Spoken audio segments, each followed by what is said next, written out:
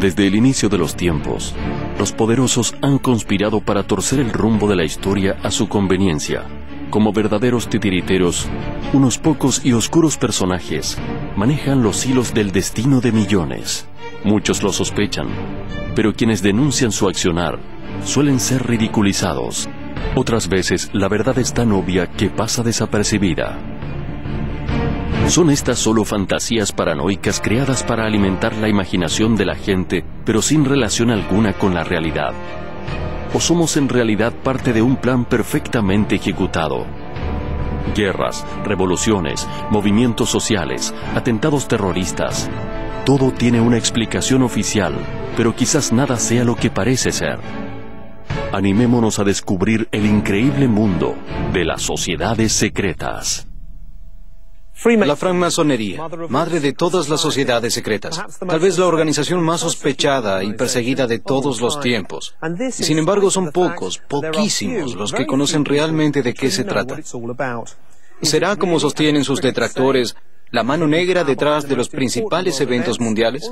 ¿O será como aparenta ser hoy, un club social un poco decadente con rituales casi cómicos? ¿Cómo nació esta sociedad secreta milenaria que aún en nuestros días tiene más de 6 millones de hermanos? ¿Cuáles son sus objetivos reales? ¿Cómo influyó en el devenir mundial durante más de 12 siglos? Y más importante, ¿cómo sigue influyendo?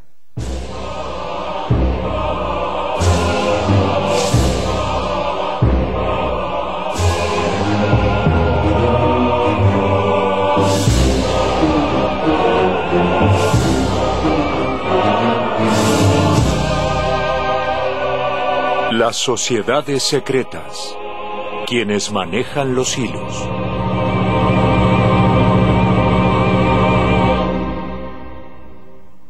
La francmasonería se autodefine como una inocente fraternidad, cuyo objetivo es buscar el bien de la humanidad a través de la elevación espiritual de sus miembros.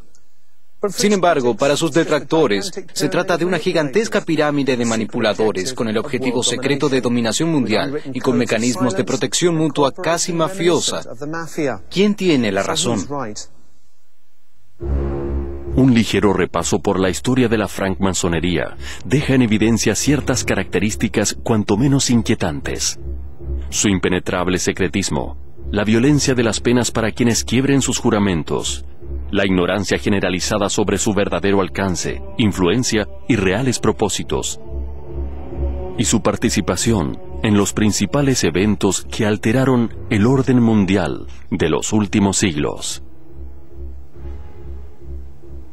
Rituales secretos, simbolismos herméticos, objetivos misteriosos, particularidades que la han convertido en el fácil blanco de todo tipo de ataques, principalmente por parte de su archienemigo, la Iglesia Católica.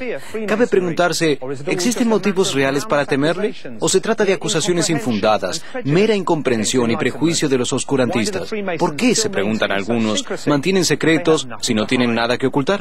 ¿Cómo empezó todo? El inicio de la masonería se ubica en el siglo VII, cuando nació como un gremio de albañiles, constructores y talladores de piedra, que procuraba preservar en secreto sus conocimientos técnicos para mantener su fuente de trabajo. Los masones no eran los peones de la construcción que podemos imaginar hoy, sino los dueños de un conocimiento artístico y técnico que permitía llevar a cabo las construcciones más prodigiosas en una época en que la tecnología se reducía a una escuadra, una plomada y poco más. Los masones originales construyeron catedrales y castillos que duraron siglos, desafiando las guerras, los terremotos, el tiempo. Semejante capacidad constituía un poder casi mágico para la gente de su época, y nadie que no fuera masón tendría acceso a él. Delgadas columnas que aún se sostienen gráciles, arcos ojivales de delgadas nervaduras, torres de alturas inusitadas que arañan el cielo e inspiran veneración a Dios, ámbitos con acústica sagrada y gárgolas colgantes para ahuyentar los malos espíritus, relaciones de fuerza, belleza y proporción que hoy sorprenden a modernos ingenieros y matemáticos.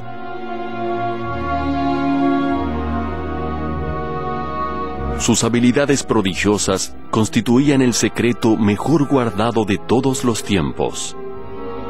El desarrollo de una obra duraba generaciones, y el saber se transmitía de padre a hijo, de maestro a aprendiz. La preparación completa de un aprendiz duraba 7 años y se comenzaba desde los 12.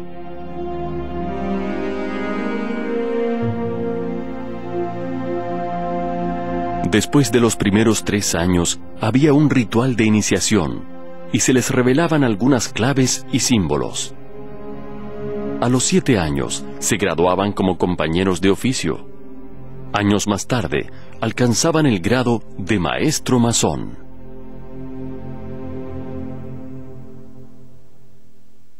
La masonería pronto adquirió un trasfondo ideológico y espiritual que la enfrentaba a los valores aceptados de la época y la convertiría en una estructura ideal para albergar ideas peligrosas que debían ser mantenidas en el mayor de los secretos. Esta primera masonería se denomina operativa, ya que se trataba de constructores en actividad. Si bien nació en el medioevo, se inspiraron en sociedades secretas muy anteriores, que se remontaban a tiempos precristianos. Desde los albores de la civilización, las sociedades secretas fueron el recurso necesario para preservar y defender conocimientos que otorgaban poder, así como para transmitir y mantener corrientes de pensamiento que ofendían a los poderes de turno y que podían significar la tortura seguida de muerte de quienes las hicieran públicas. Un ejemplo de esto fue la secta de los pitagóricos, organizada como una sociedad secreta.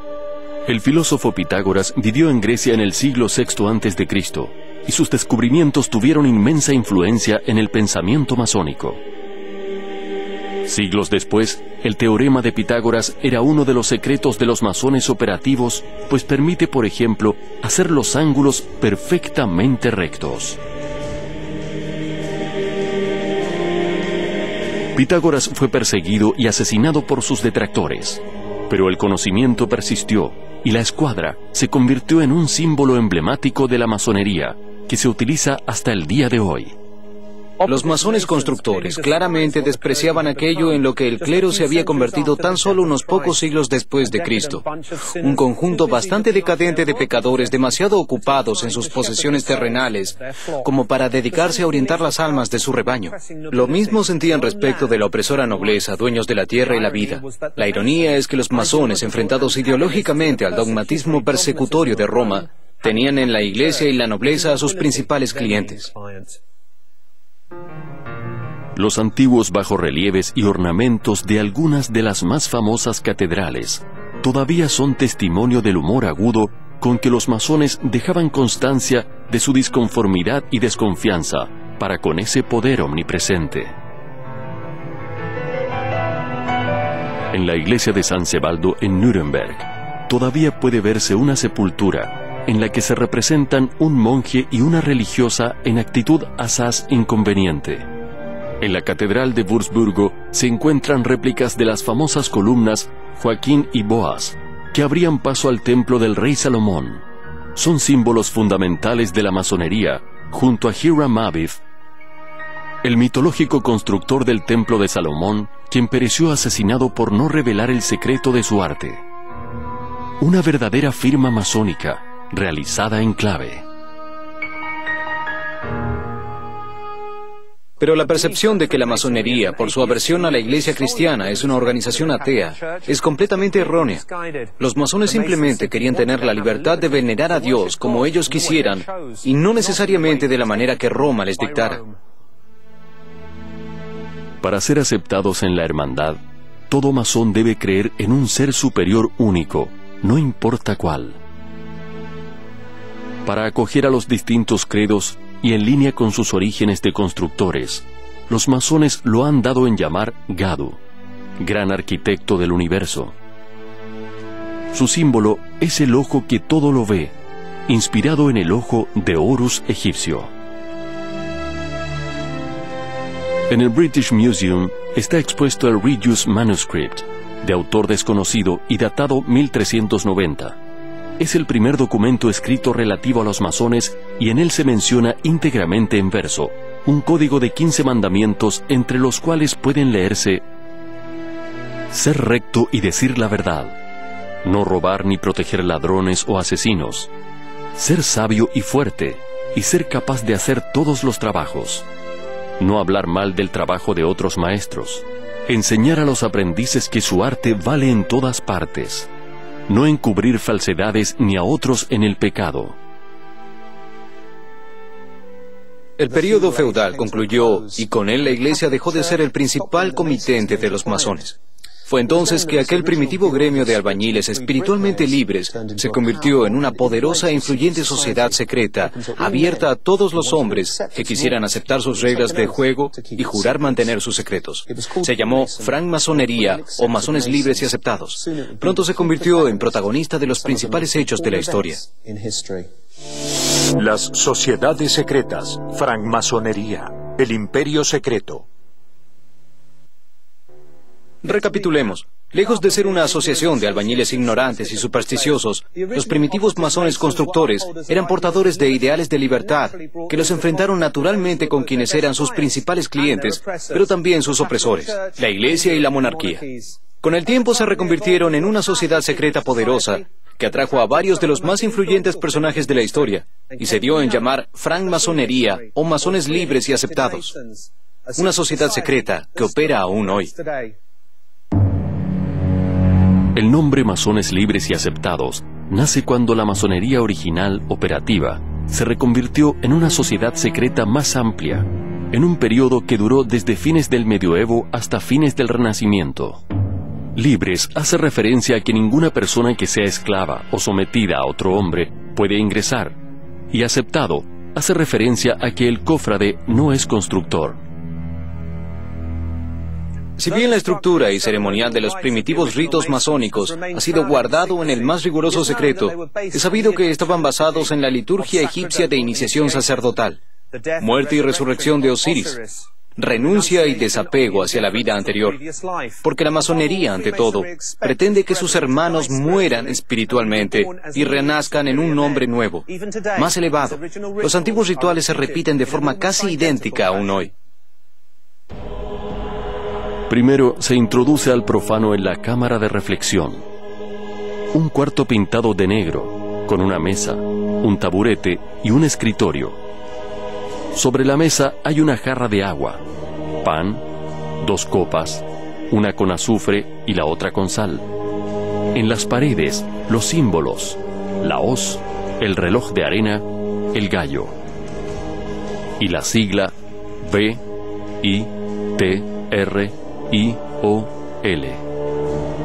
Esto es, Visita Interiora Terrae Rectificando Invenies Occultum Lapidem.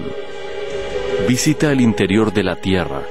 Por medio de la rectificación, hallarás la piedra escondida.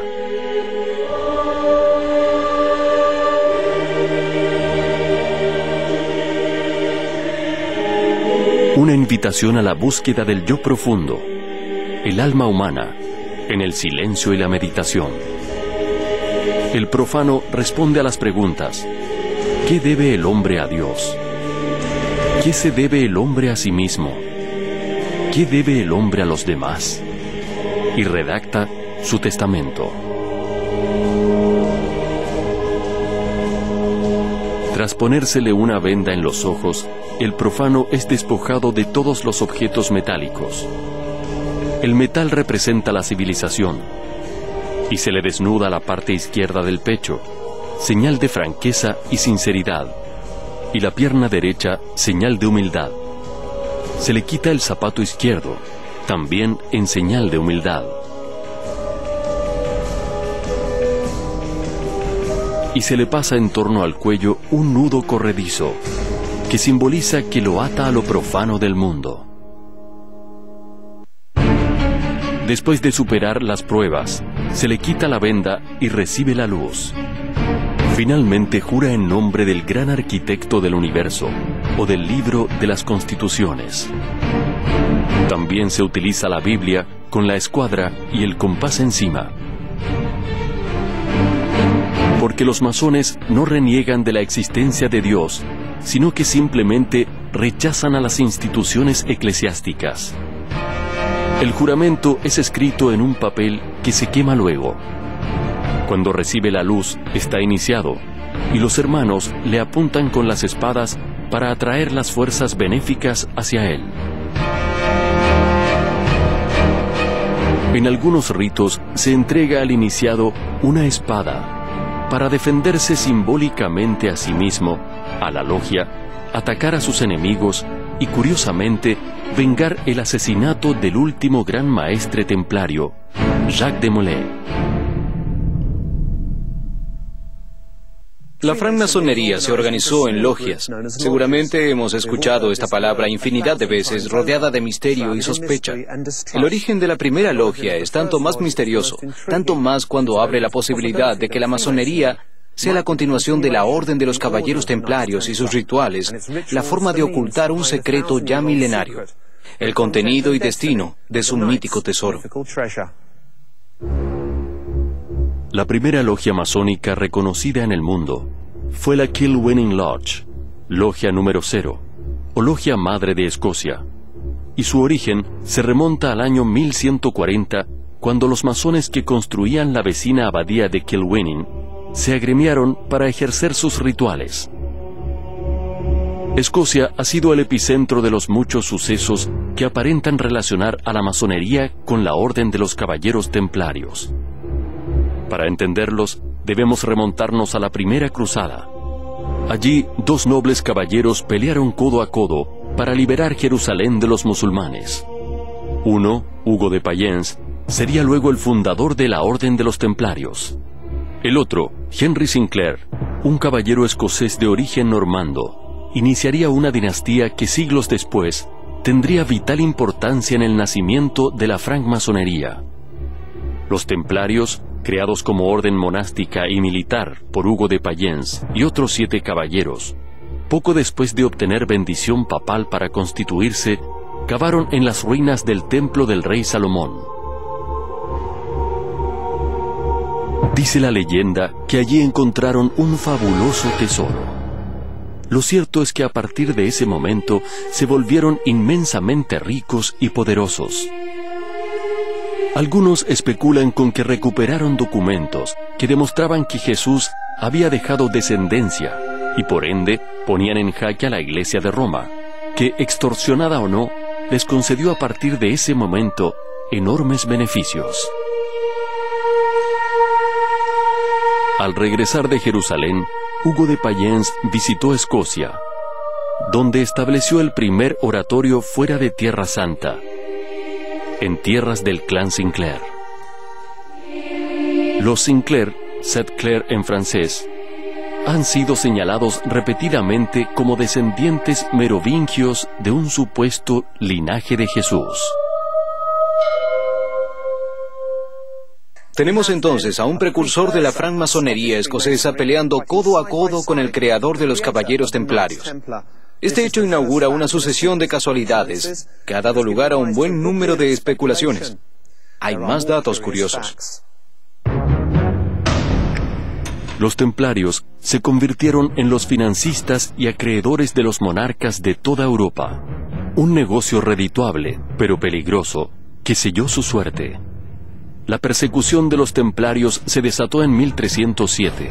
Cuando el Papa Clemente VII, presionado por el rey Felipe de Francia, quien estaba enormemente endeudado con ellos, los acusó de herejías varias, incluyendo sodomía, adoración del demonio y muchos otros pecados mortales.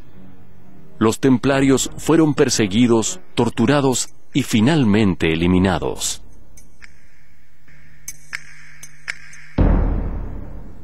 El gran maestre templario Jacques de Molay soportó 7 años de cárcel y torturas, tras lo cual fue condenado a cadena perpetua. Ante la sentencia, de Molay, quien ya tenía 70 años, y su amigo Gerard de Charnay denunciaron que todas las confesiones les habían sido arrancadas a fuerza de tortura.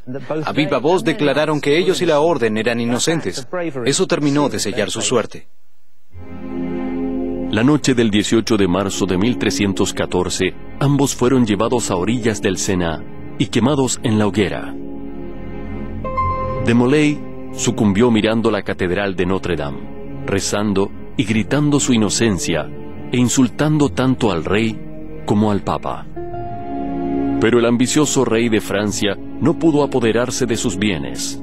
Los pocos templarios que pudieron huir de la masacre aparentemente se fugaron con el mítico tesoro, y el resto fue cedido a la Orden del Hospital, otro grupo religioso. Uno de los principales refugios de los sobrevivientes templarios fue la remota Escocia, cuyo rey Robert de Bruce estaba excomulgado por el Papa. Escocia, tierra de Henry Sinclair, compañero de aventuras del primer caballero templario. La saga continúa. A mediados del siglo XV, un descendiente de aquel caballero cruzado, llamado William Sinclair, comenzó a edificar una capilla en Roslin, al sur de Edimburgo. Dicha capilla, mencionada en el bestseller El Código da Vinci, supuestamente fue construida para ocultar el tesoro de los templarios en su subsuelo. Aunque esto no puede probarse, es innegable que la capilla está plagada de símbolos masones y templarios, constituyendo así la primera muestra pública de la impronta de tanto masones como templarios. Curiosamente, el sagrario tiene la misma distribución y dimensiones que la tercera reconstrucción del Templo de Salomón en Jerusalén, aquella en la que habían excavado los templarios. Finalmente, un descendiente directo de aquel Sinclair constructor de la capilla de Roslin, también llamado William Sinclair, se convertiría en el primer gran maestre de la francmasonería escocesa, en la logia Kilwinning. Esta logia madre, erigida en tierras que curiosamente había visitado Hugo de Payens 400 años antes, tierras de Sinclair.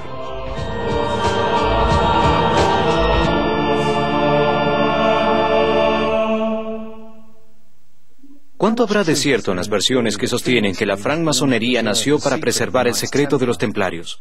¿Cuánto están ambas organizaciones relacionadas realmente? ¿No existen acaso nombres templarios y rituales templarios en la francmasonería del rito de York?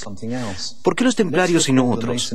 Recordemos la frase de iniciación masónica: visita el interior de la tierra por medio de la rectificación, hallarás la piedra escondida. Los templarios cavaron durante años buscando algo escondido. ¿Es todo una gran casualidad? Es posible que la francmasonería y los templarios estuvieran íntimamente relacionados desde sus comienzos. Pero también es posible que se hayan relacionado mucho después, por una simple afinidad ideológica, ya que ambas sociedades revestían un carácter decididamente anticlerical y antimonárquico, y sabían muy bien lo que era ser perseguidos. Tal vez el misterioso vínculo entre masones y templarios nunca se ha demostrado, ya que quienes conocen los secretos masónicos tienen prohibido revelarlos, bajo pena de tortura seguida de muerte. Tal es el castigo para un hermano que revele los secretos de su logia. El juramento del 10º grado del rito escocés es apenas uno de los tantos ejemplos de la brutalidad con que la masonería condena a sus delatores. Este concluye diciendo: si fallo con mi obligación, consiento en que me abran el cuerpo perpendicularmente y ser expuesto 8 horas al aire libre para que las moscas venenosas coman mis entrañas. Mi cabeza sea cortada y puesta en el punto más alto del mundo, e infligiré el mismo castigo a quienes rompan sus pactos y obligaciones. Un juramento que obliga a pensar 2 veces antes de quebrarlo. En el siglo XVII, la francmasonería adquirió tal importancia que comenzó a ganarse enemigos poderosos. Sus círculos internos se estrecharon más y más, y con su expansión aumentó su capacidad de influir sobre la sociedad. Muy pronto comenzaron a mover los hilos de la historia, hilos que tal vez muevan aún hoy. Anticristianos, libertarios, conspiradores. Sobre la francmasonería han caído desde siempre toda clase de acusaciones y sospechas. Su particular organización, su glosario repleto de palabras misteriosas, tales como rito, oriente, aprendiz y maestro, seguramente contribuyeron a esta infausta percepción. La masonería es una organización internacional que se subdivide en logias o capítulos independientes sin una autoridad suprema mundial. En la masonería existen 3 grados que se pueden alcanzar en forma escalonada. Estos son aprendiz, compañero de oficio y maestro masón. Una logia que otorga estos 3 grados es llamada Logia Azul o Gran Logia, que constituye la unidad básica de la masonería. Luego están los llamados apéndices, como el rito York y el rito escocés. Para entrar en ellos, hay que haber llegado al 3er grado o maestro masón. Estos otorgan 10 y 33 grados respectivamente, con sus respectivos rituales y símbolos. Otra derivación de la masonería la constituyen los Rosacruces, que tienen orígenes comunes, pero que incorporan elementos místicos, alquímicos y filosóficos distintos, que poco tienen que ver con lo que hoy entendemos como francmasonería. Entender sus símbolos seguramente ayuda a entender sus intenciones y su alcance. Si aprendemos a mirar bien, veremos la huella de los masones en los lugares menos pensados, como recordándonos que allí estuvieron y que allí siguen estando. Toda la simbología masónica remite a sus ideales de elevación espiritual y conocimiento, y muchos de ellos provienen de íconos heredados de los primitivos constructores. La plomada recuerda la rectitud, el nivel la igualdad, la escuadra la honestidad, virtud y franqueza, identifica al Worshipful Master. El compás abarca con sus 2 puntas los dogmas masónicos, amistad, moralidad, amor fraternal. Al trazar un círculo, el punto central es el masón, y el círculo es su mundo. El masón debe vivir según los principios de amistad, moralidad y amor fraternal.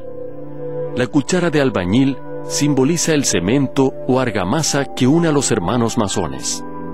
La regla de 24 pulgadas simboliza las 24 horas del día. El martillo recuerda a los masones que deben pulir y perfeccionar su carácter. La estrella de 5 puntos simboliza a Dios y también a los 5 puntos de la camaradería, un secreto que no puede revelarse. El mandil blanco de piel de carnero representa la pureza. La sandalia recuerda a los masones a su preparación para los grados. Para entrar al templo hay que descalzarse y ponerse sandalias. El punto dentro del círculo con paralelas a los lados y el libro arriba simbolizan la tierra. El punto, los cielos, el círculo y los 2 solsticios, las paralelas, que son los grandes días festivos del año para los masones. La letra G es Dios, God, o Gadu, gran arquitecto del universo, y es un agregado norteamericano. Se empezó a usar en Estados Unidos junto a la escuadra y el compás hacia 1850. Un apretón de manos muy particular representa la forma de reconocerse entre masones en silencio.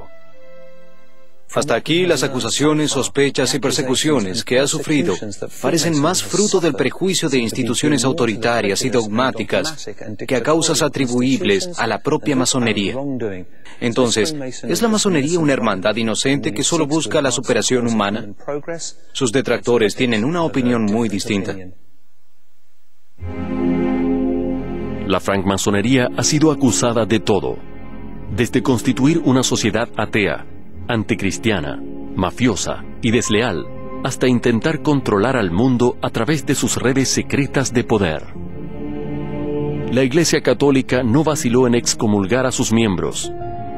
Muchas de las monarquías europeas tomaron idénticas medidas. Entre 1738 y 1890 el Vaticano publicó 17 bulas papales condenando a la masonería.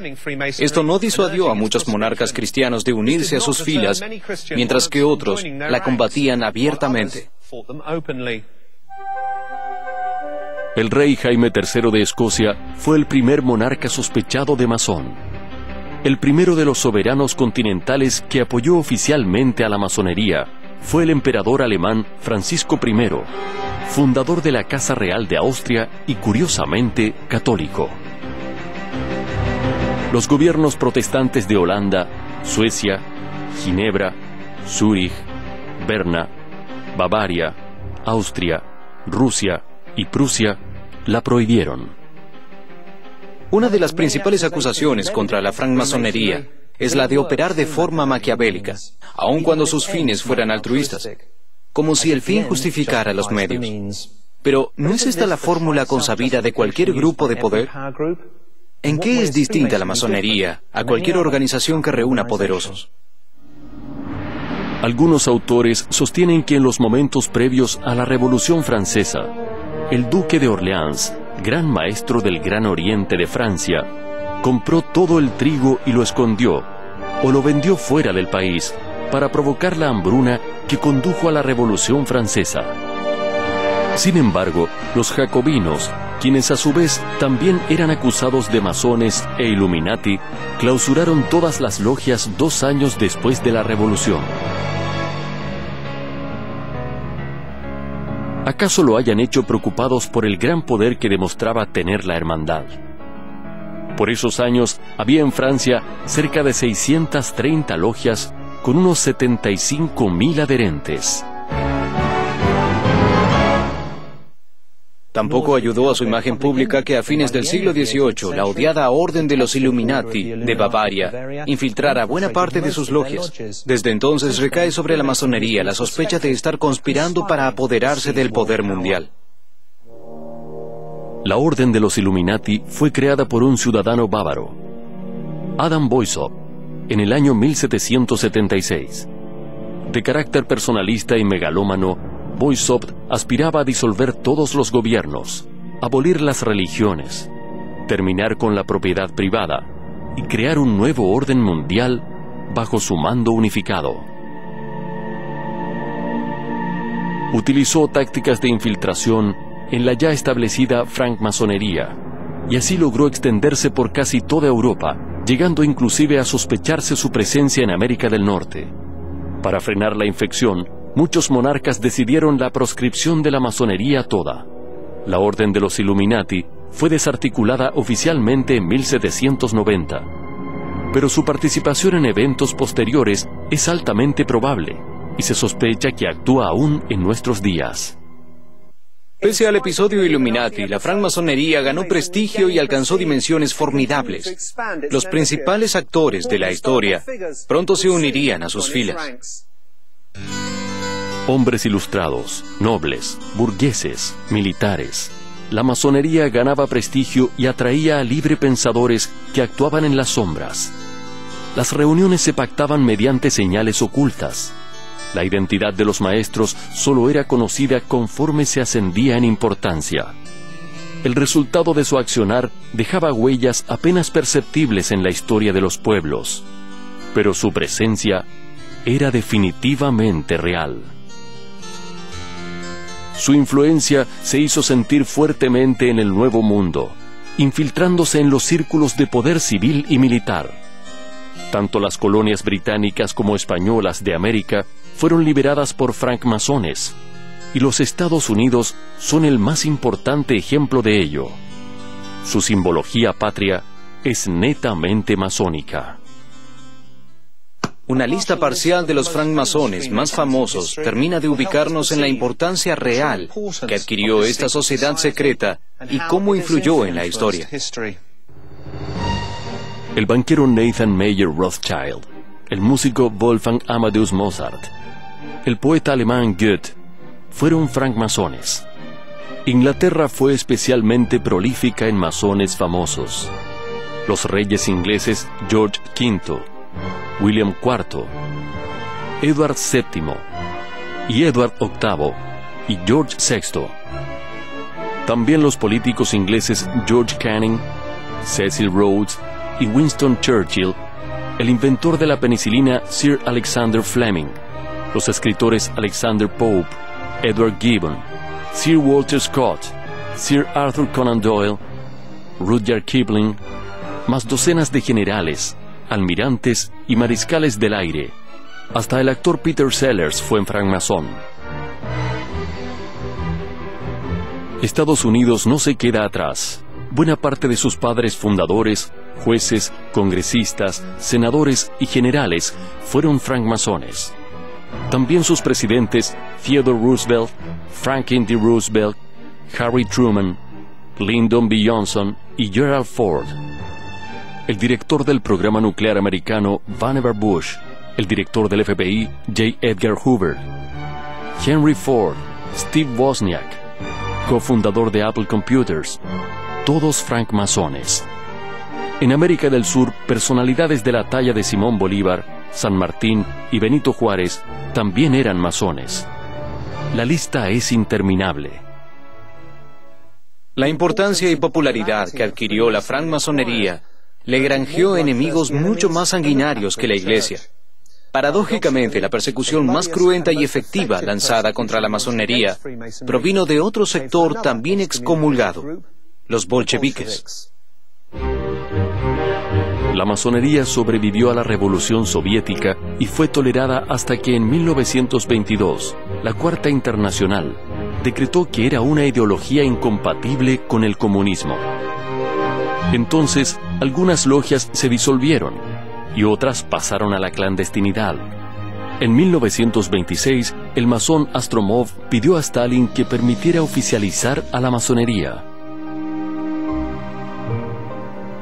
Pero la respuesta inmediata fue el arresto, tortura y prisión para los masones. La masonería desapareció durante los años restantes de gobierno soviético. Astromov fue detenido, interrogado y murió poco después de ser liberado. La francmasonería desapareció o sobrevivió en las sombras. La primera logia rusa que volvió a operar fue la Logia Armonía, cosa que ocurrió recién en 1992. En el siglo XX, la masonería sufriría no solo la persecución bolchevique, sino también la persecución nazi. Fue en ese siglo que se acuñó el término judeo-masonería, y las teorías conspirativas más osadas vieron la luz. ¿Cuánto hay de cierto en todo esto? ¿Cuánto es puro y simple antisemitismo? ¿Por qué la masonería atrajo como un pararrayos la ira de todos los poderes establecidos? El siglo XX no fue especialmente venturoso para la masonería. Durante la era comunista estuvo prohibida en toda Europa del Este y la Unión Soviética. Sus logias fueron disueltas, sus bibliotecas destruidas, sus miembros perseguidos y encarcelados. En Alemania nazi, su suerte no fue mejor.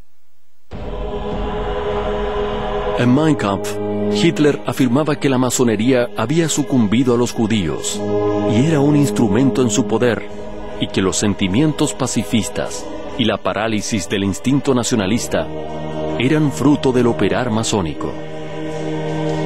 Inició así lo que sería una larga lista de acusaciones antisemitas contra la masonería. Hitler disolvió todas las logias en Alemania y acusó a la masonería de conspirar junto a los judíos para establecer una república mundial, tal como habían postulado los Illuminati más de 100 años antes. En 1935, Goebbels acusó a 300 miembros de la raza judía y conspiradores masónicos de haber permitido la entrada de la Unión Soviética en la Sociedad de Naciones. 2 años después, inauguró una exposición antimasónica que exhibía objetos incriminatorios. En los campos de concentración del nazismo, los masones debían llevar un triángulo rojo invertido como distintivo. Se estima que en la Alemania nazi y los países ocupados fueron asesinados entre 80 y 200.000 masones. En 1924, Mussolini decretó en Italia que los fascistas tenían que elegir entre ser fascistas o masones, y al año siguiente disolvió la sociedad.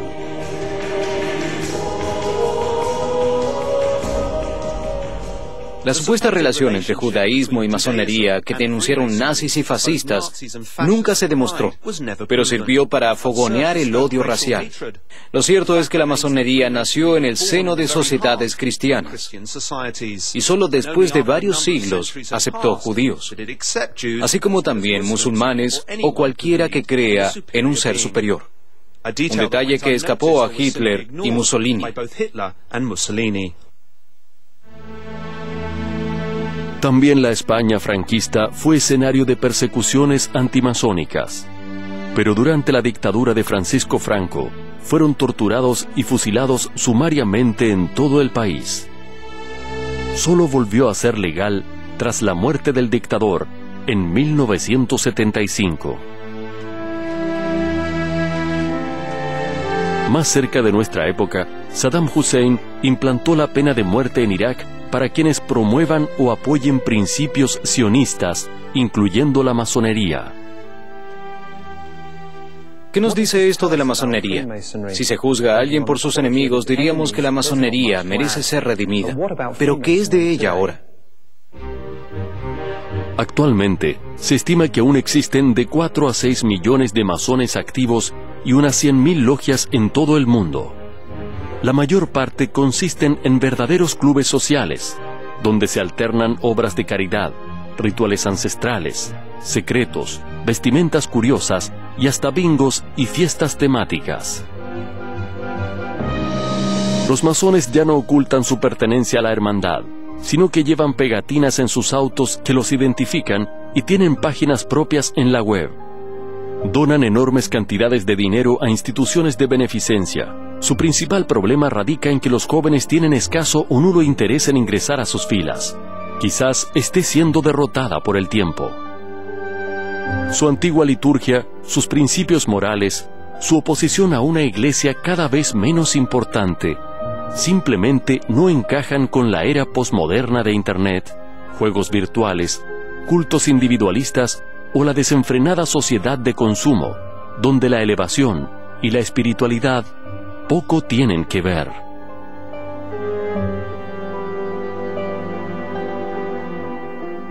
Quizá también pesa en su languidecimiento su renuencia a aceptar mujeres, fuera de las logias apéndices para damas.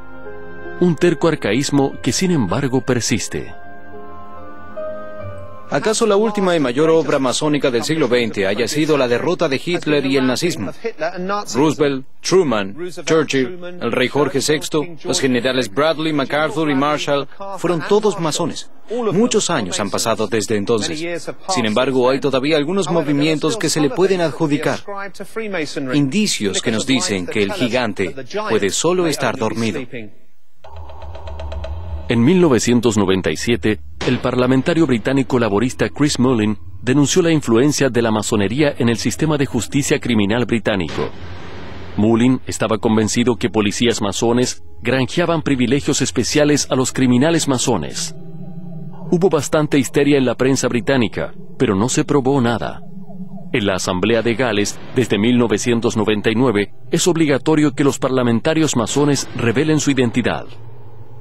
A los policías y jueces se les pide que lo hagan voluntariamente. Ahora bien, si la francmasonería hoy es un rancio club social, ¿por qué Saddam Hussein se ocupó de perseguirla mientras que en el Reino Unido obligan a sus miembros del sistema judicial y policial a identificarse? Dos países en las antípodas ideológicas que libraron una guerra reciente entre sí y sin embargo comparten un enemigo común. ¿Es simplemente porque se trata de un blanco fácil para hacer política? La masonería siempre se caracterizó por saber mutar, bajar el perfil y hasta ocultarse en el momento justo. Esta estrategia le ha dado resultados durante siglos. Nuevos nombres, nuevos modos, nuevos integrantes. No sería extraño que fuera esa misma su estrategia hoy.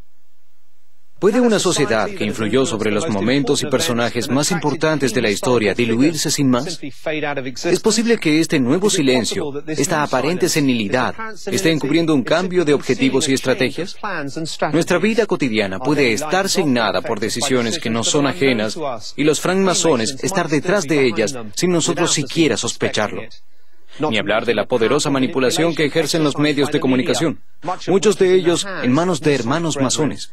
Cabe preguntarse de qué modo llegan a nosotros los sutiles mensajes de la masonería.